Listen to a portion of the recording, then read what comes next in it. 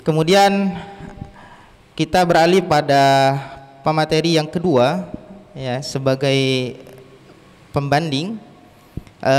Beliau adalah Muhammad Yusron Siddiqi, LCMA. Beliau pendidikannya pernah mondok di Pondok Pesantren Modern Darussalam Gontor, lulus tahun 2005. Kemudian S1-nya di Kuliatud Dakwah, Studi Islam dan Bahasa Arab, Universitas Abu Nur Kaftaro, Damaskus, Syria, lulus pada tahun 2011. Kemudian S2-nya di Ilmu Al-Quran dan Tafsir di IIKI, ya, Institut Ilmu Al-Quran Jakarta, lulus pada tahun 2019. Kemudian S3-nya beliau juga di institut yang sama, yakni IIKI Jakarta, mulai 2020 sampai sekarang.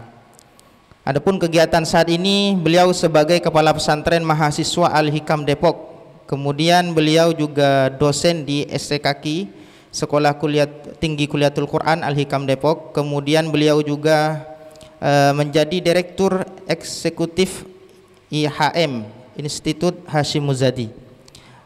Kepada beliau kami persilakan, waktunya 20 menit. Dipersilakan.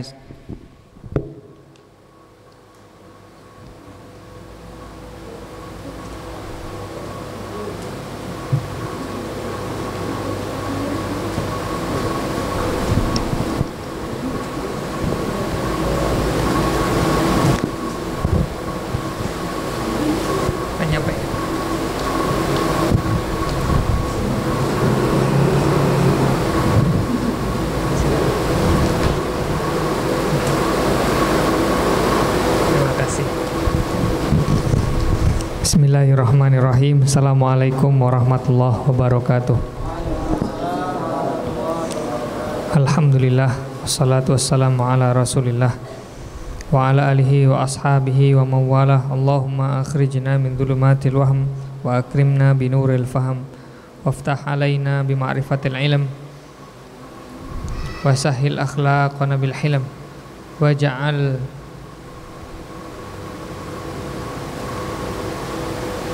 waja'alna mimman yastami'un al-qawla fayattabi'una ahsanah. Rabbi syrah lana sudurana wa yassir lana umurana wahlul 'uqdatan min lisanina yafqahu qawlana wa qul ja'al haqq wa zahaqal batil innal batila kana zahuqa la yatakallamuna illa man adzina lahur rahman wa qala sawaba. Yang saya muliakan Kiai Milal, alhamdulillah beliau berkenan hadir dalam rangka untuk tadi beliau menyampaikan memberikan sumbangsih. Ya, ini sumbangsih yang sangat besar. Beliau berbicara mengulas di dalam buku ini tentang sanad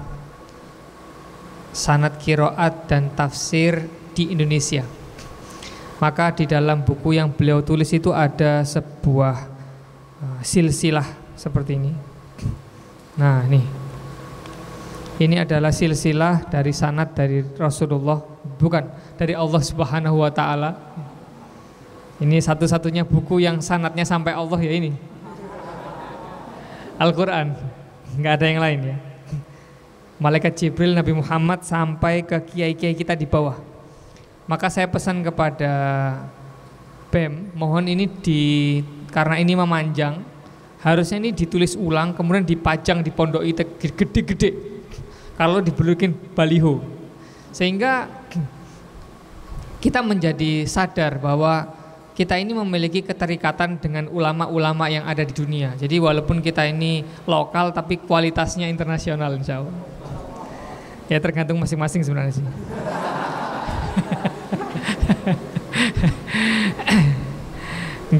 Jadi pertama-tama saya kemarin diminta untuk menjadi pembanding, itu saya sudah pusing. pembanding itu kan yang harus yang sebanding begitu. Bagaimana pembanding yang tidak sebanding? Itu namanya kias ma'al farik. Lah kiasnya batil sudah pasti nih.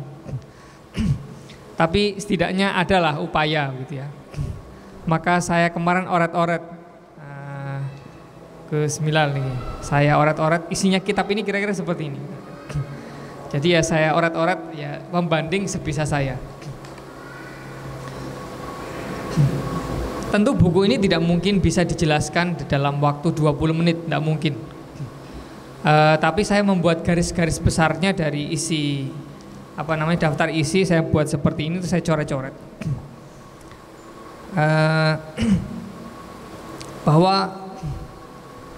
kalau bukan karena isnad, maka agama ini sudah rusak. Laulal isnad laqala man syaa ma syaa, itu adalah sebuah perkataan yang sangat masyhur sekali, bahwa kalau andai saja bukan karena isnad itu artinya genealogi, sanad itu artinya genealogi, jadi mata rantai keilmuan itu di sini yang disebut dengan sanad. Maka kalau bukan karena sanad, maka orang bisa mengatakan, orang siapapun bisa mengatakan apapun. Nah, membaca buku ini, saya merasa bahwa ada orang kok bisa membandingkan antara Islam dengan Arab. Itu bagi saya tidak tepat, karena bagaimanapun mata rantai keilmuan kita itu ya dari orang Arab. Masa kita menjadi orang yang kufur nikmat, menjadi orang yang melupakan kebaikan atau kontribusi orang lain? Tentu itu adalah orang-orang yang tidak indah di dalam agama kita. Maka ketika saya membaca seperti ini, oh iya ternyata banyak sekali kontribusi para ulama-ulama dari luar negeri. Kemudian datang ke sini seperti misalnya ada Syekh Kuro. Nah itu kan, ya Saman ziarah kemarin ke sana ya. Nah, ini santri di sini kalau setiap tahun tuh ada yang ziarah ke sana. Mudah-mudahan tabarukan, bukan minta store nama istri, bukan. Ada yang khurafat tulis namanya di situ. Misalnya siapa, Ijaz sama siapa. Enggak, insya Allah enggak. Nah, Syekh Kuro itu dulu datang bersama di rombongannya sama saya baca di sini dengan Nyai Subang, ya. Subang Layar. Subang Lara. Oke, dengan Nyai Subang Lara. Lah, Nyai Subang Lara ini, Syekh Kuro itu suaranya bagus, kemudian alim. Di rombongannya itu ada perempuan yang alim juga. Terus suaranya bagus juga. Akhirnya diperistri oleh namanya Prabu Siliwangi. Nah, gitu. Jadi kalau ada ST Kaki Putri, mudah-mudahan lah. Mudah-mudahan gitu. Nah, mudah-mudahan apa menjadi nanti. Jadi perempuan juga bisa memainkan ya peran yang penting di dalam dakwah Islam di Nusantara. Nanti punya anak namanya Rara Santang, ya? Iya kan? Emang iya kok. Itu bukan film ini. Saya nggak ngomong sinetron ini. saya ngomong ilmu. Nah, kemudian nanti menikah dengan siapa? Jadi kita tahu bahwasanya pernikahan itu harus diniati untuk ilmiah ya. Jadi pernikahan itu diniati untuk ilmiah. Dulu kalau Imam Syafi'i itu nyari istri, satu syaratnya sering-sering saya tinggal siap. Yang kedua, mau menyediakan makanan untuk santri-santri atau orang-orang yang datang belajar ke saya. Keren banget. Orang-orang zaman dahulu itu nikah pun itu diniatin apa untuk ilmu. Mudah-mudahan kita juga begitu ya. Kita itu sampean maksudnya. Nah, di sini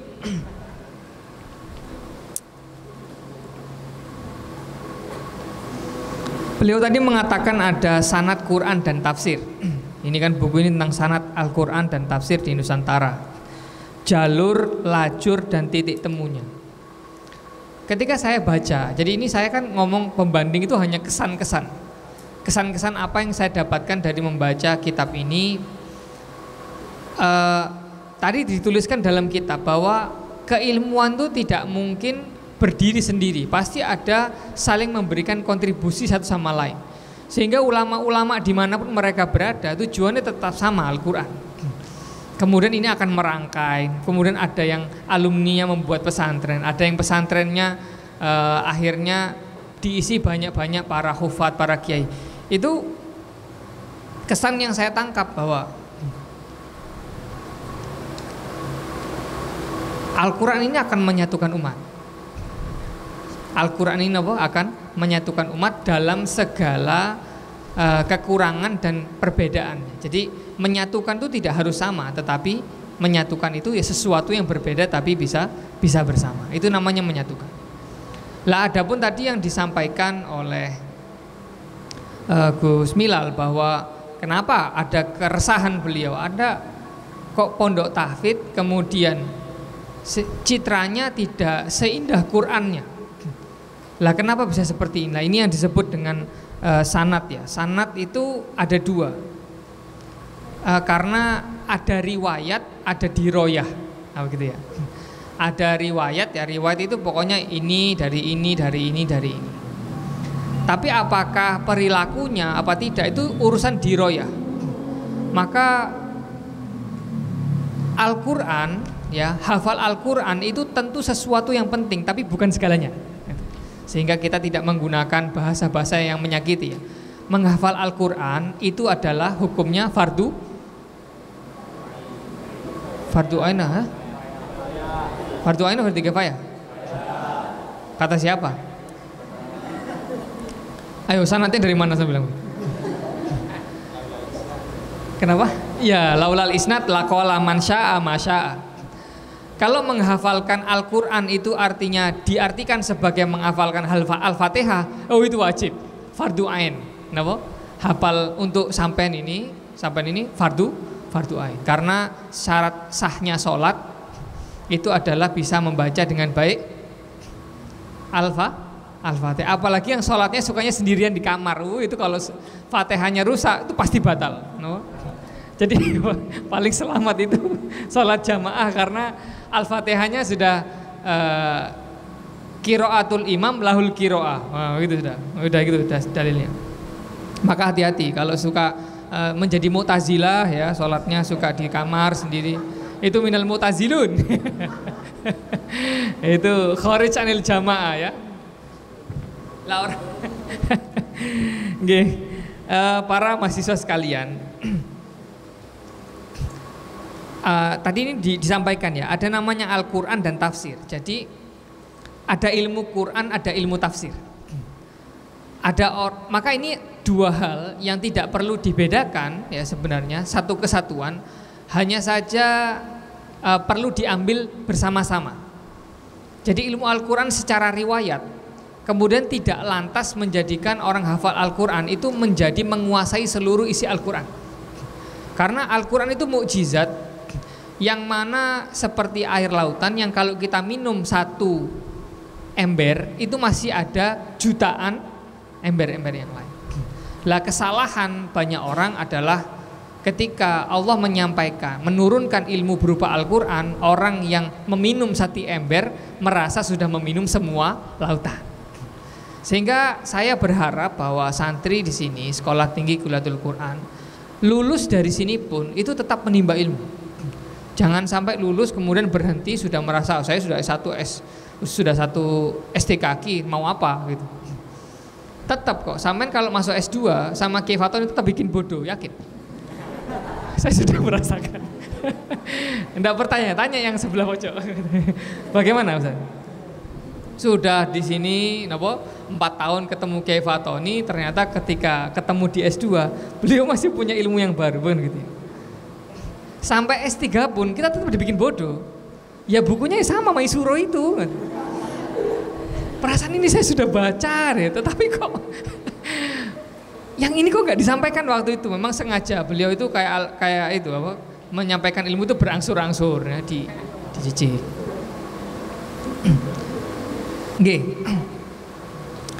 Di buku ini ya, ini kan pembanding ya. Buku ini tadi ada namanya Muara Sanad Qiraat dan Tafsir ke Nusantara. kebanyakan riwayat yang digunakan oleh masyarakat Indonesia itu riwayatnya dari Imam Asim, kemudian bacaannya perawinya Hafiz, kemudian toriknya Syatib. Pinter ya, alhamdulillah. Ini kalau ada Kiai Fatoni pasti beliau mau gini, untung ada orang ganteng seperti saya ngajarkan seperti ini.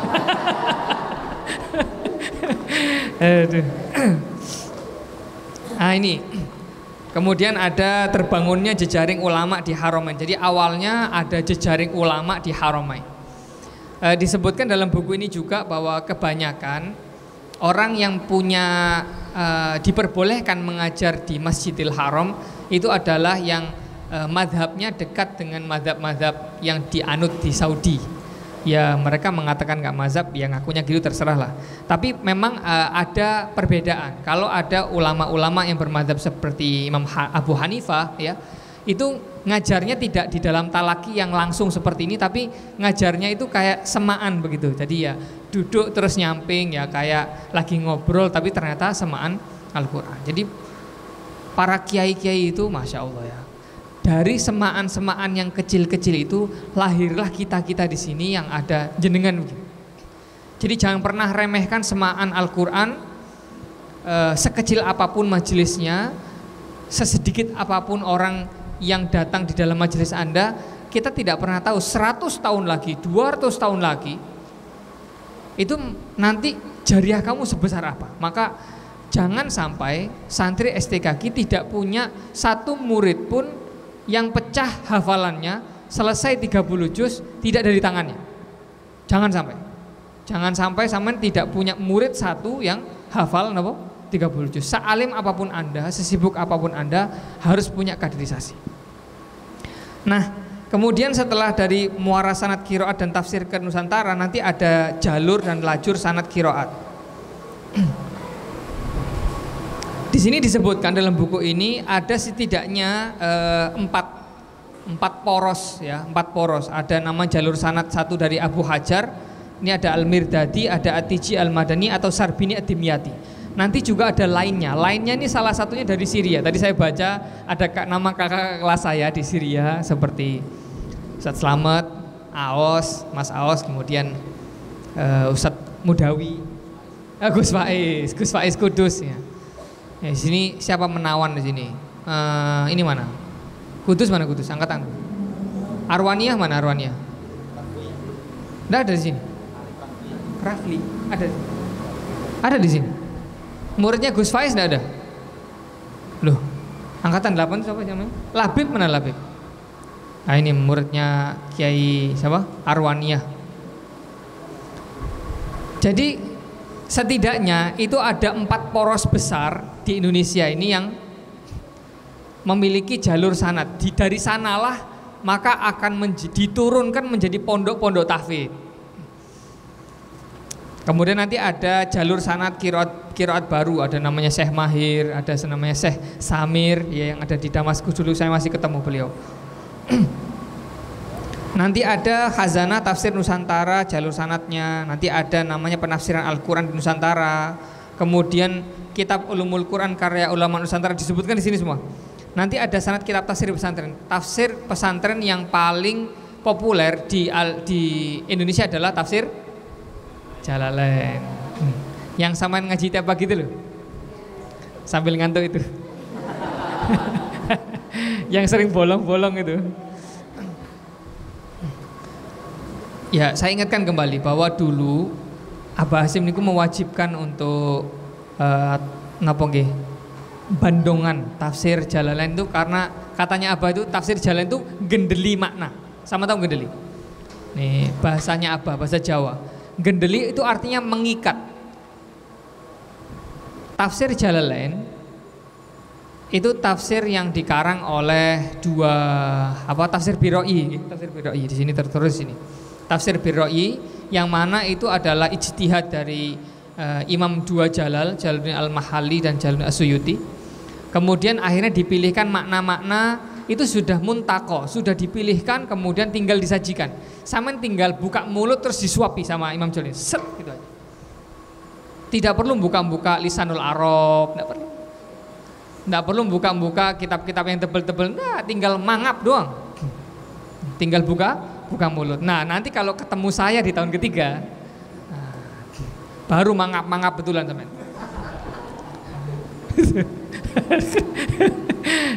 Itu sudah biar tahu rasanya, enaknya baca tafsir Jalalain. Enak ya?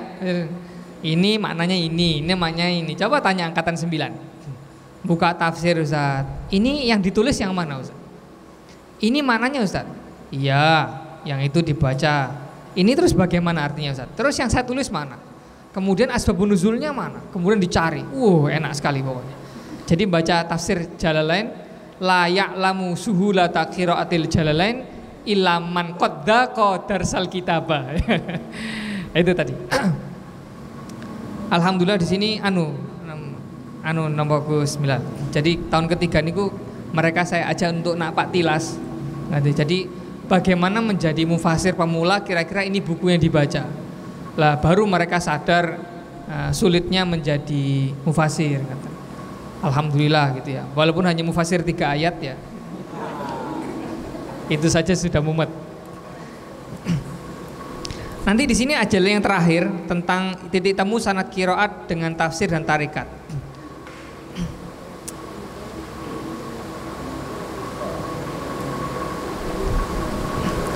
Dari dulu ulama di Indonesia itu sangat kental dengan tarikat. Jadi kalau ada seorang alim itu biasanya punya torikoh.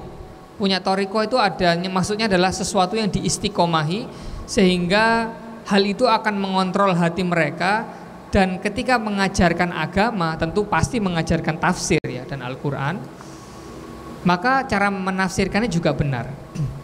Para santri, mahasiswa dan mahasiswi Sekolah Tinggi Qulatul Quran,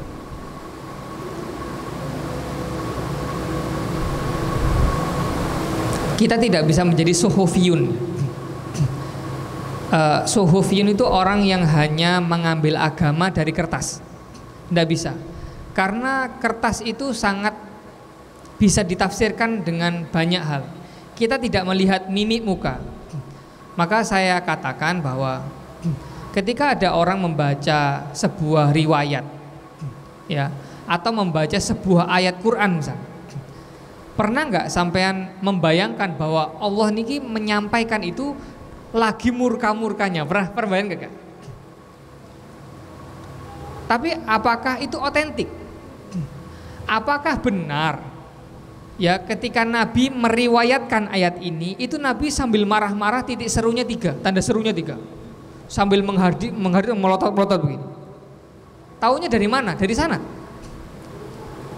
Ini kita suka nih zaman-zaman sekarang nih, kalau ada kita baca tentang khutbah berbahasa Arab itu ya, tiba-tiba itu ada tanda seru 3. Apakah Nabi meriwayatkan ini dengan marah-marah? Karena tanda seru 3 itu artinya menghardik. Ini hati-hati nih, anak STKK sukanya kalau WA saya itu kadang-kadang pakai bold semua, atau ada tanda serunya. Hati-hati, itu artinya membentak. Lah ketika kita membaca dari kitab bahwasanya ada riwayat Quran atau hadis disampaikan terus ada titik, ada tanda serunya, enggak 1, 3, maka yang terbayang di dalam benak kita, Nabi sedang marah. Lah ini yang saya khawatirkan difahami oleh orang-orang yang menafsirkan Al-Quran terus menjadi radikal. Ini salahnya, karena mereka tidak menggunakan isnad, tidak menggunakan sanad. Saya ngaji Sahih Bukhari, ini bukan sombong ya, bukan. Ini hanya menceritakan saja. Itu ketika cerita-cerita Kiai Marwazi cerita hadis itu Kiai Marwazi sambil senyum-senyum. Lah jadi kemungkinan saya menjadi tenang karena mungkin Kiai Marwazi mendapatkan riwayat ini dari Kiai Syekh Yasin Padang, itu juga sambil senyum-senyum. Lah Syekh Yasin mendapatkan itu dari gurunya sambil terus berantai. Ada namanya, ini yang disebut dengan ahwal. Jadi ada kondisi kebatinan ketika orang mengajarkan agama. Lah ini tidak mungkin didapatkan kalau sama tidak ketemu guru, karena tidak mungkin kitab senyum-senyum. Kamu lagi baca terus kitabnya senyum gitu. Kabur lah ente. Maka kalau hanya belajar dari dari Al-Quran, makanya kalau ada orang menghafalkan ya dari sudah selesai, sudah 20 menit. Dilihat dulu kalau masih lama. 5 menit lagi, oke.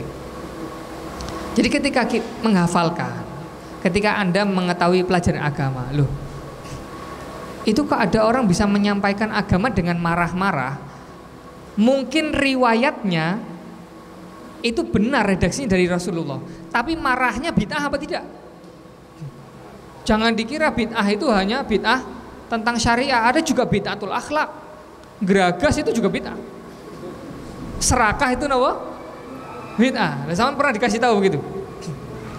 Nah, dikiranya bid'ah itu hanya tentang akidah dengan syariah. Akhlak itu juga ada bid'ahnya. Nabi makan itu sebelum kenyang berhenti. Anak STKK kalau makan sore, ayo bungkus, mana ada? Bungkusnya nggak pakai tempat makan lagi. Ya, gitu. Emang ada sama pernah lihat Nabi bungkus? Jadi hal-hal seperti ini tidak tersampaikan kalau kita hanya membaca riwayat. Makanya laulal isnad. Isnad itu bukan hanya tentang berbicara tetapi juga ahwal guru. Makanya para ulama dulu itu bertarekat, punya tarekat, punya amalan, punya istiqomah. Khawatir ketika menyampaikan agama, menyampaikan Al-Quran, itu mimiknya itu dalam kondisi marah-marah. Kemudian hatinya, pilihan diksinya itu adalah hal-hal yang membuat orang menjadi kabur. Lah, disinilah pentingnya sampai itu punya talaki. Saya yakin dulu ketika sampean ngaji setoran Al-Quran ya, dengan kiai sampean itu ustaz sampean itu senyum-senyum atau sambil marah-marah? Sambil marah ya. Itu sudah pasti karena kelakuan Anda. Bukan karena memang itu riwayatnya, tidak, tapi karena memang biasanya kita yang nakal gitu aja. Tapi apakah benar bahwasanya dulu Nabi ketika sahabat terus tidak hafal terus dimarahi? Lah itu pentingnya namanya isnad. Jadi yang terwariskan itu bukan hanya ilmunya, tapi terwariskan juga akhlaknya. Lah kalau misalnya sampean marah-marah nanti ketika prosakti, lah kemudian sampean diajari guru-guru sampean tidak marah-marah, berarti itu adalah menyalahi isnad. Maka sabarlah sampean kepada murid-murid sebagaimana guru-guru sampean sabar kepada Anda. Ini pentingnya isnad. Jadi kenapa kok orang itu dulu bertarekat? Karena khawatir mewariskan kebencian. Jadi mengajarkan agama tapi mewariskan kebencian. Harusnya menyampaikan risalah agama itu mewariskan kasih sayang. Karena hadis musalsal bil awaliyah ar-rahimuna yarhamuhumur rahmanu tabaraka wa ta'ala irhamu man fil ardi yarhamkum man fis sama. Nanti ada di sini maraknya lembaga kajian Al-Quran dan Tanah Besar. Sebenarnya begini, kalau kita sebagai penutup ya, bahwa memang dunia ini isinya tantangan ya, dimanapun pasti ada celahnya. Tetap saja kami mendorong para santri-santri sesuai dengan dawuhnya Abah Hasyim Muzadi. Beliau ingin jenengan itu menjadi santri yang besar.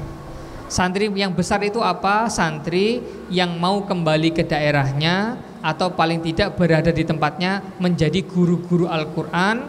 Dan ini dibutuhkan sebuah upaya yang berat karena faqidu syai'i la yu'tihi, yang tidak punya pasti tidak mampu memberi. Maka bagaimana menjadi guru Quran kalau kita tidak belajar ilmu Al-Quran dan tafsir-tafsirnya?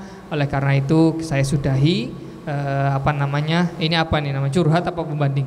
Yang mudah-mudahan ada guna manfaatnya. Saya persilahkan moderator untuk memimpin kembali jalannya acara.